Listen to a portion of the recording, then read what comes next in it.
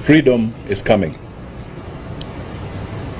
Our attention is simple but detailed. You will not subvert the sovereignty of Kenya.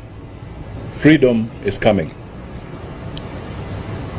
Our attention as Kenya Kwanza Alliance has been called to the press release by the Independent Electoral and Boundaries Commission, IEBC, through its chairman, Mr. Wafula Chebukati, issued in Nairobi yesterday, the 21st of July, 2022. This statement raises a most grave and fundamental concern on sinister efforts by the government of President Uhuru Kenyatta and its Azimio la Umoja Kenya, One Kenya project to subvert the 2022 general elections, now only 18 days away.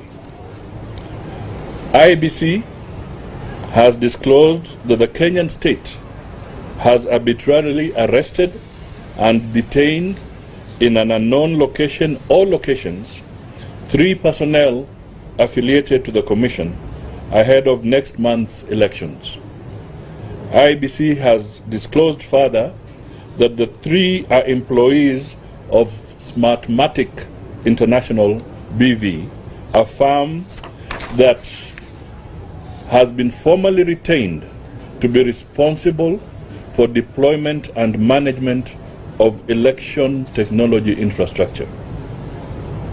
They were arrested at the Jomo Kenyatta International Airport upon arriving in the country from Venezuela and being holders of legitimate and valid contracts with the electoral authority to undertake their assignment. It bears emphasizing that their role is both sensitive and key to the delivery of a democratic, free, and fair general election.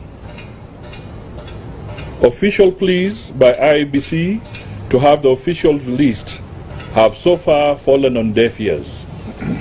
Among other things, their sustained incarceration is interfering with the pace of activities at IEBC with the elections.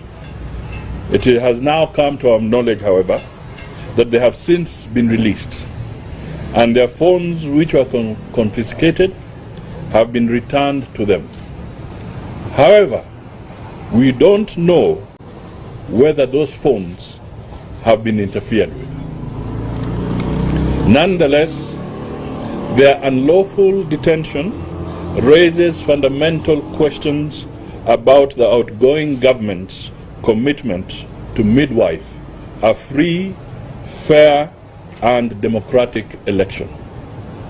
We dare put these questions straight to the outgoing president, His Excellency Uhuru Kenyatta.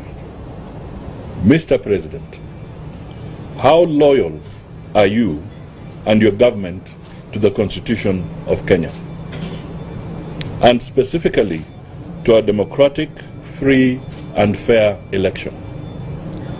How loyal are you to protecting and defending the Constitution of Kenya, which by oath of office you are bound to protect?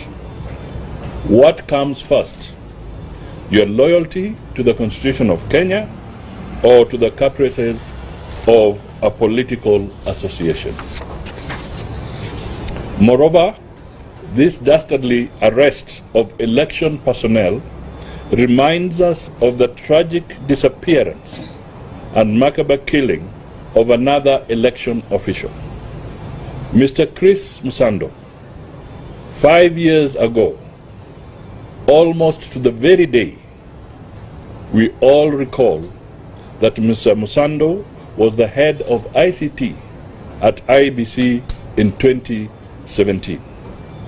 We recall how only a few days to the elections, he was found dead in the bush on the outskirts of Nairobi.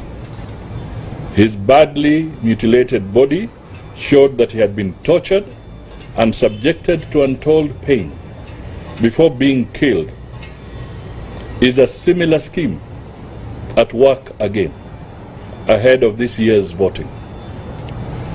For some time now, the people who have come together to constitute the leadership of Azimio One Kenya Alliance have both directly and indirectly, through their various proxies, agencies, and assignees, in their numerous guises, made public proclamations that speak of evil intents to subvert the will of the people and their sovereignty at this year's general election. They have spoken of a smoky deep state, of an amorphous system. They have boasted in public that the two, that is the deep state and the system, will deliver electoral victory to them. They have also boasted in the open not about how the people are with them, but rather about how they will employ state office, power, and machinery to win the election. Is this intimidation of election officials part of what they have been cynically talking about? Is President Uhuru Kenyatta happy that he is managing his Azimio project democratically through arbitrary arrests, harassment, and intimidation of election officials? How much faith should Kenyans have in their departing president's commitment to a democratic poll and to a smooth transition?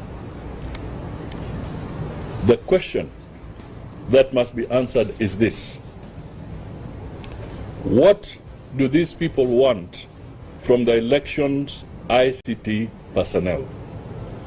The answer is simple. They want to invade the election technology and to compromise its integrity for the benefit of the Azimio project.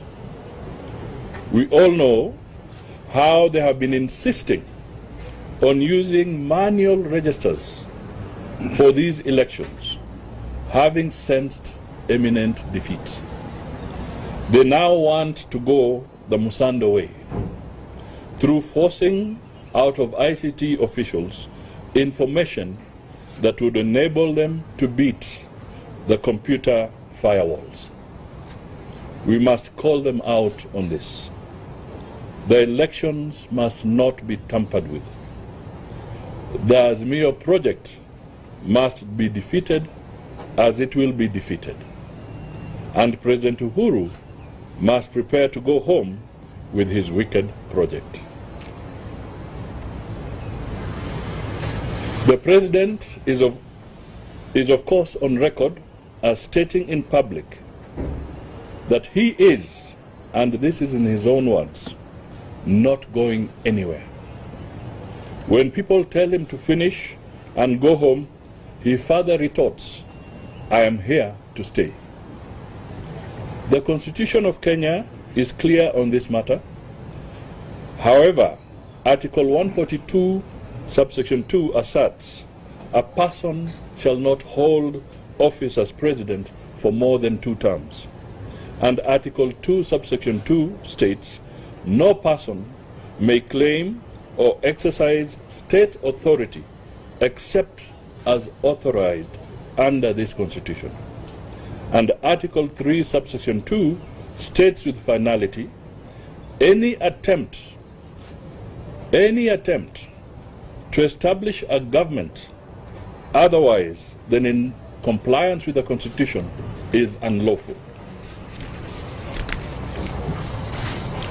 Whether Uhuru Kenyatta schemes to stay on in another guise after the expiry of his term, exercising state authority, or whether he purposes to intimidate election officials to give electoral victory to his Azimio project, he is clearly in breach of the Constitution. The President is proving to be the one foremost impediment to a democratic, free, and fair election. We urge him to respect the sovereignty and supremacy of the people and the sanctity of their will as expressed through democratic elections. He should now step out of the way and allow the Constitution and the people to prevail.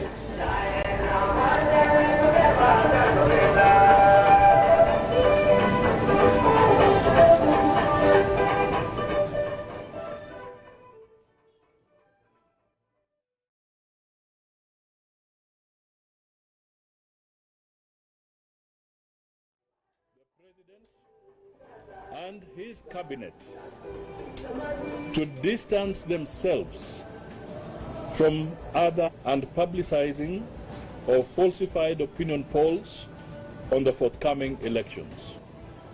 These cynical polls are intended to demoralize voters who are of a contrary persuasion. They are also intended as a curtain raiser to other electoral malpractices. Theft, and I want to really emphasize this, theft of an election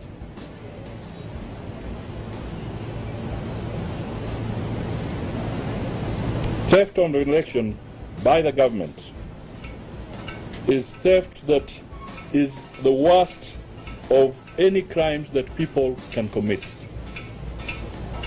It is theft of their sovereignty. And when someone has stolen the people's government and their will, he is ready to commit every other crime in the world. We urge the President to distance himself from these acts.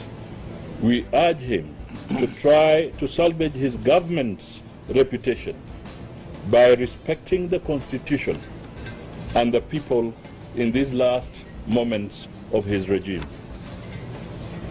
To state officers who have allowed themselves to be used to breach the Constitution and election laws, we remind you that best practices from elsewhere have shown that in the end you will be held personally responsible for any breaches. Such is the fate of those who breached the American law in the January 6, 2021 incident. Today, they are facing the music without the Grand Master who encouraged or bullied to break the law.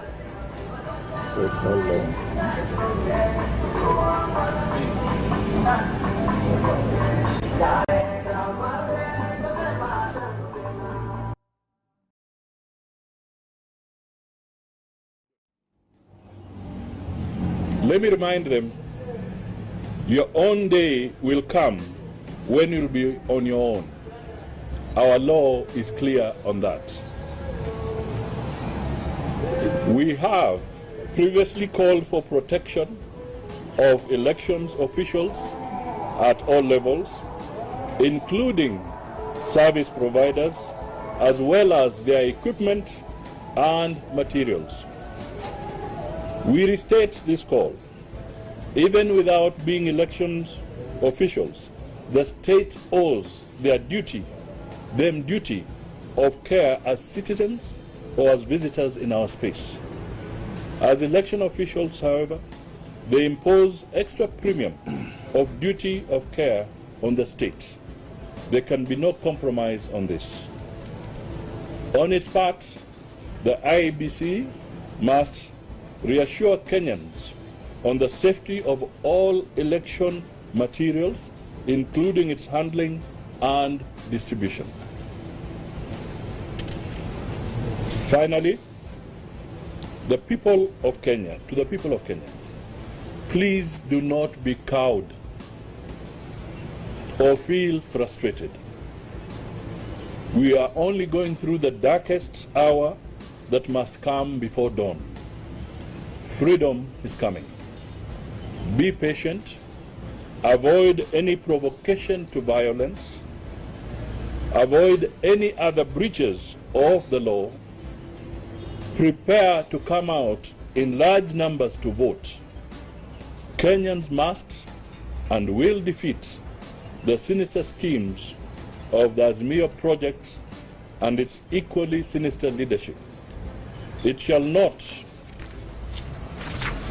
be long before the will of people prevails. Tumejipanga and freedom is coming. Asanteni sana. Now my colleagues will help me after that long statement.